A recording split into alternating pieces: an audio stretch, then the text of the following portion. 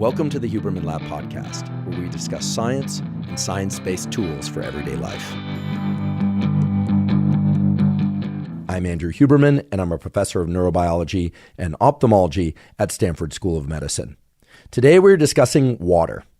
If the pH of the water that you drink is too low, that is, if the water that you consume is too acidic, it will not move as quickly from your gut into the other regions of your body, and therefore the other cells of your body that require that water will not be able to access it as readily.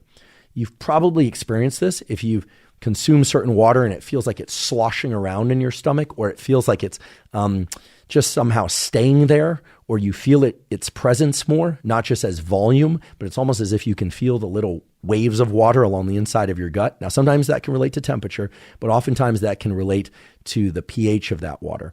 And it turns out it is true that water that is more alkaline, that is pHs of 7.4 or higher, can move more readily across the aquaporin channel.